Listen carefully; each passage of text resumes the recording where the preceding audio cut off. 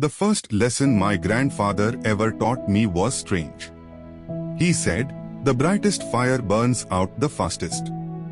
At that time, I did not understand. I thought success meant speed. Run faster, earn faster, become bigger faster.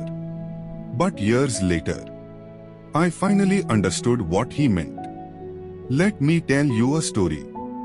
In a crowded mountain city surrounded by fog and old railway tracks, there lived a young man named Arman. Every morning before sunrise, the city slowly woke up. Tea sellers heated water, shopkeepers lifted metal shutters, and factory workers walked through narrow streets carrying tired eyes and empty lunch boxes. And among them was Arman.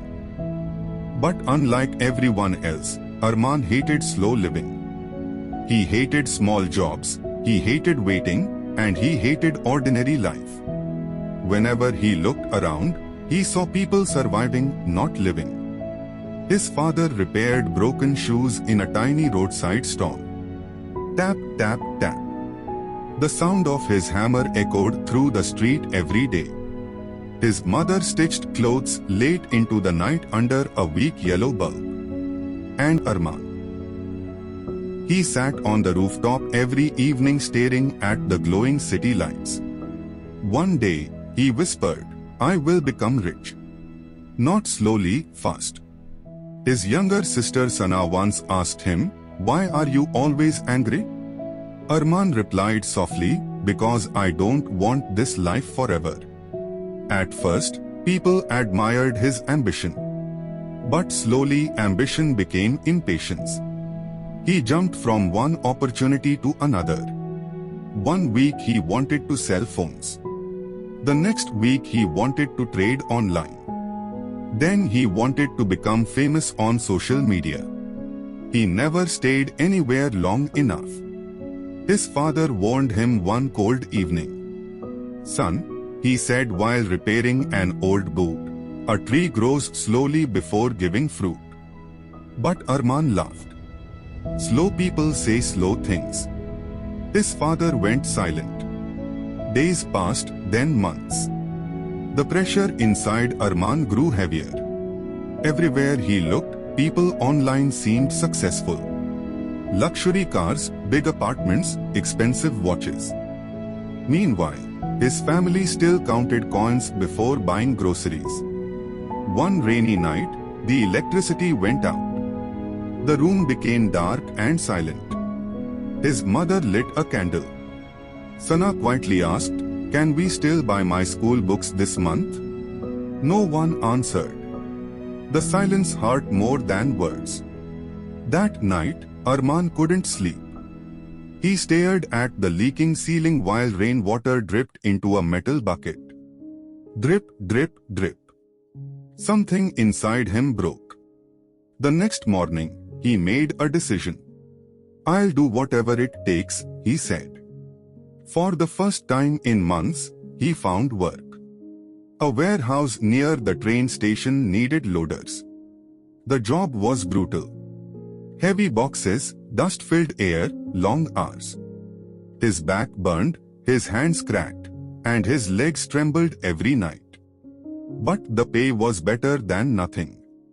Every evening he came home exhausted. His mother served thin soup and rice. Sana smiled proudly. "You look stronger now," she said. Arman forced a smile. Inside, he still hated the slow pace. Weeks later, one of the warehouse workers approached him. The man's name was Karim. Older, quiet, always calm. During lunch break, Karim watched Arman scrolling through videos of rich influencers. "You believe those people?" Karim asked. "They became rich quickly," Arman replied. Karim chuckled. "People show the harvest. They hide the years of planting." But Arman barely listened. One evening, Karim told him about a risky shortcut. "There's quick money in reselling imported electronics," he whispered. That sentence lit a fire inside Arman. Finally, a shortcut. He used almost all his savings. Even borrowed money from a neighbor. His father looked worried. "Are you sure?" Arman nodded confidently. "This is our chance." For a few weeks, everything seemed perfect. Customers came quickly. Money flowed fast. For the first time in his life, Arman felt powerful. He bought new clothes, treated his sister to sweet pastries, and even replaced the broken bulb at home. His mother smiled more. His father remained quiet.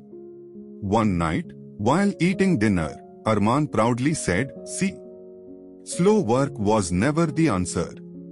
His father gently replied, "Fast rivers flood quickly too."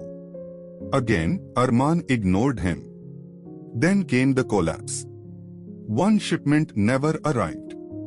Another turned out to be defective. Customers demanded refunds. The borrowed money grew. People started knocking on their door, not to buy, but to collect debts. The stress poisoned the house. His mother cried quietly at night. Sana stopped asking for school supplies. One afternoon, Arman returned home and found his father selling his old repair tools, the same tools he had used for 20 years. Arman froze. "What are you doing?" His father avoided eye contact. "We need money." The words crushed him. For the first time, Arman saw the real cost of chasing fast success. Not money, peace. That night he walked alone through the city. Fog covered the streets. Neon signs flickered in puddles. People hurried past him, yet he felt completely alone. He sat near the old railway bridge where trains thundered through the valley. His chest felt heavy. "I ruined everything," he whispered. An old tea seller nearby overheard him. The man slowly poured tea into a small glass cup. Then he said something unexpected. "Do you know why tea tastes good?" Arman looked confused. The old man smiled. "Because it takes time to boil." Those words stayed in Arman's mind for days. Then something changed. Not outside, inside. He stopped searching for shortcuts. Stopped chasing instant success. Stopped comparing his life to strangers online. Instead, he started paying attention. The city itself began teaching him. The baker woke up before dawn every day. The carpenter shaped wood patiently. The fruit seller slowly built loyal customers over years. No one became successful overnight. They became dependable. That realization changed everything. The next morning, Arman visited his father's empty shoe stall. Dust covered the wooden chair. The old hammer still rested on the table. Tap, tap, tap. He remembered that sound. For years he hated it. Now it sounded different. It sounded honest. He picked up the hammer. His father stared silently. "I want to learn," Arman said. At first, the work embarrassed him. Repairing old shoes felt small. But slowly, something surprising happened. He began noticing people. A delivery rider who walked miles every day. A school teacher who repaired the same shoes again and again because she couldn't afford new ones. An old man who polished his boots every Sunday with pride. Every pair of shoes carried a story. And every customer appreciated honesty. Weeks turned into months. Arman learned carefully. How to stitch stronger. How to polish leather. How to speak respectfully. How to keep promises. Little by little, customers returned. Then more customers came. Not because the shop was flashy, because it became trustworthy. One evening, Sana entered the stall holding school papers. "Look," she said excitedly, "I came first in class." Arman smiled. This time, the smile felt real. The family slowly recovered. Not magically. Not quickly. Slowly. The roof still leaked during storms. The room was still small. But peace returned. Months later, Arman had another idea. But this idea was different. Not fast, thoughtful. He noticed many workers in the city needed durable, affordable shoes. So instead of chasing luxury products, he started designing strong handmade work shoes with his father. Simple, reliable, affordable. They worked late nights together. Cutting leather, testing stitching, improving quality. Sometimes they failed. Sometimes shoes tore apart. Sometimes customers complained. But instead of quitting, Arman improved. That became his new habit. Not escaping problems, solving them. Word slowly spread. Factory workers recommended the shop. Delivery riders brought friends. Construction workers lined up outside. One customer said, "These shoes survive longer than expensive brands." Another said, "You people actually care." Years passed. The tiny roadside stall slowly transformed. Not into a giant company, but into something meaningful. A respected workshop. Arman eventually hired young workers who struggled like he once did. But whenever they asked him for shortcuts to success, he always smiled. Then he told them this: fast success looks beautiful from far away.